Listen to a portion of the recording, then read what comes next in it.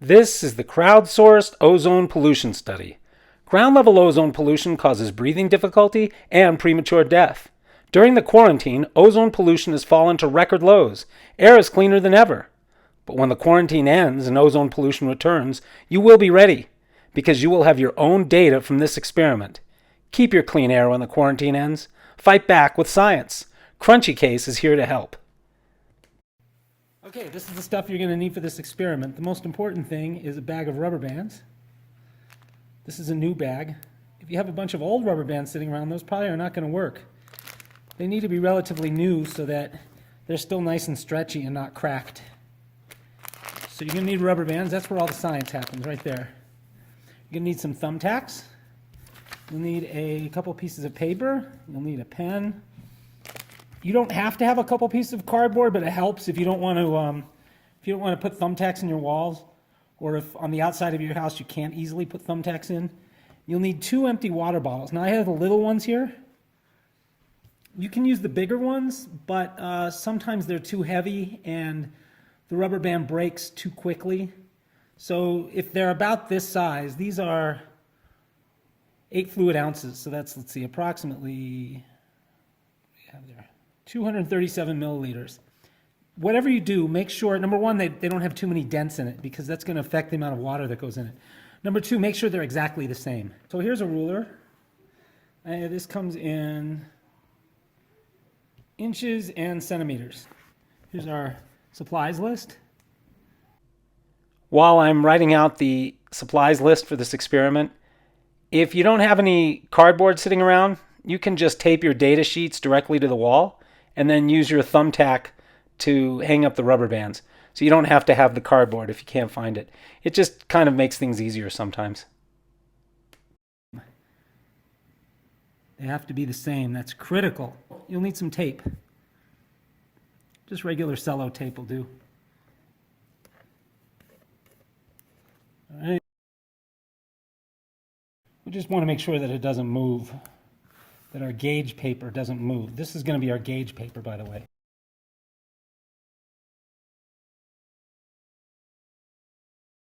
It's always nice when you're being an experimentalist to label your data sheets. I'm just going to call this one. However you label your data sheets, just make sure it's clear which one's inside and which one's outside, and the dates and the times for when you look at it later. All right, I'm going to do the same thing with this one, only this one will be inside trial. Crowdsourced Ozone Study. COS, baby.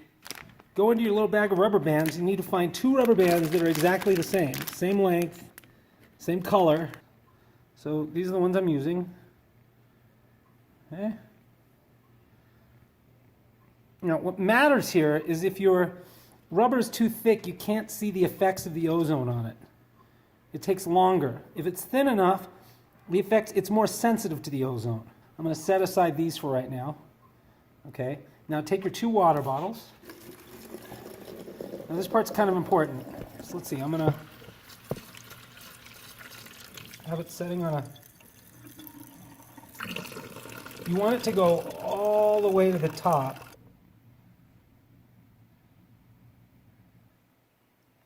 Okay, see how you have that surface tension on top there?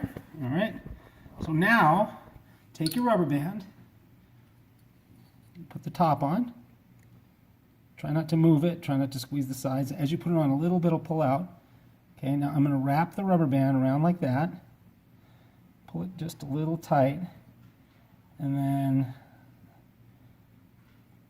tamp down, screw down the cap. So now, as you can see, the rubber band and the bottle are attached.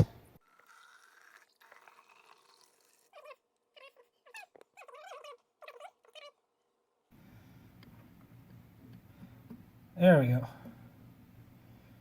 Okay, try not to squeeze the bottle too much when you're screwing it tight, because that can push some of the water out. All right, there we go. So now I have 2 of these. Now, why did we do it this way? Why did we do this, period? The goal is that we want these 2 to be very, very close to the same weight. So we have 270 grams there for that one. And now let's see what this one weighs. Hopefully it'll weigh very, very close to that amount. Whoa, really close. This one is only 1 gram more. Now, you do not have to weigh this in your house. I'm just demonstrating, if you do this right, how close you're going to get. You can see it comes out on this side. So the rubber band wraps on that side. So that side should be facing me. All right. So I take one of these thumbtacks. Let's get it a little closer here. I take one of these thumbtacks. I get it to right about where I'm going to need it. And I'll put a thumbtack in, like that. Okay, let's put it all the way through. Now, this part is best left when it's flat like this, before you hang it up.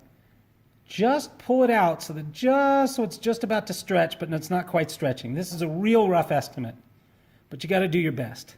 Like there is clearly loose. Let me get a close up here. That's clearly loose.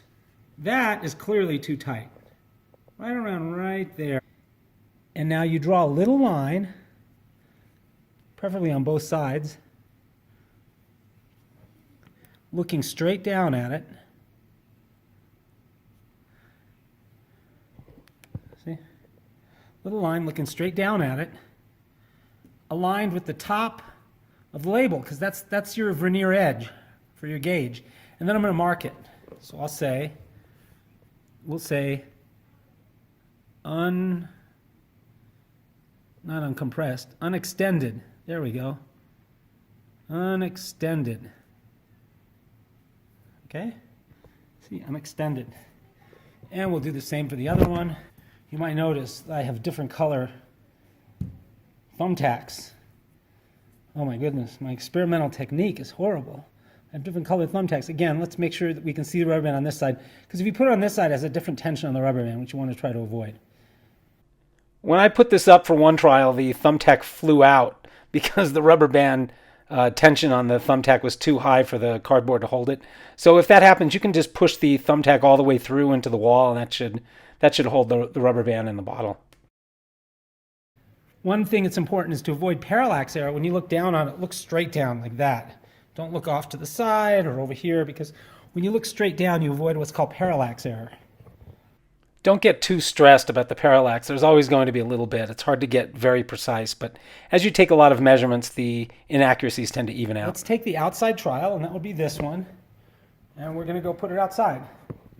A couple hundred feet up that hill is a major roadway that's usually pretty filled with cars, largely filled with cars, but during a quarantine it's really quiet. So I don't expect a lot of ozone damage here, but that's exactly the point. When the traffic starts up again after the quarantine is over, then we're probably going to see something different. Okay, I'm going to take my card that I made, I'm going to put it straight up and down. Now hopefully this tape will not tear off the paint on my pretty little house. Just hope for the best. All right. There we go. And now, I take my pen. I'm going to come up a little closer so you guys can get a better view of this. And what happened? Well, this was where it was unextended, right? But now with the weight of the bottle, it's stretching that rubber band. And I'm going to avoid parallax, I'm going to sight right over here. Let's see if you guys can see the same thing I'm seeing. So right over there. So I made a mark. It's 7:32 p.m. And I already have the date there of April 3rd. So it'd be 4/3/20. Okay. Obviously, in Europe, it might be 3/4/20. Just that's really important. Please be careful, because if the dates and the months get mixed up versus the European versus the American standards, that could cause a problem in the data. Okay, but there we go. So that's ready. That's set up. Now, what we expect to happen out here is eventually the ozone will get into this rubber and will decay it, and this bottle will start to sag somewhat, because the spring constant of that rubber is going to change as it's being attacked by the ozone. But we're not done yet. We need to go put up our control inside. Okay, now to put the one on the inside of your house, try to find a room that's not too humid, not too dry. Make sure it's away from windows because you don't want the ozone blowing in from the window and then impacting this experiment. It should be perhaps a closet is good. I've taped this to the wall. I made this one straight up and down, the same as the one outside. I know on the video that may not look like I'm exact, but there we go. Okay. 7:39 p.m. 4:3:20. Okay. Now,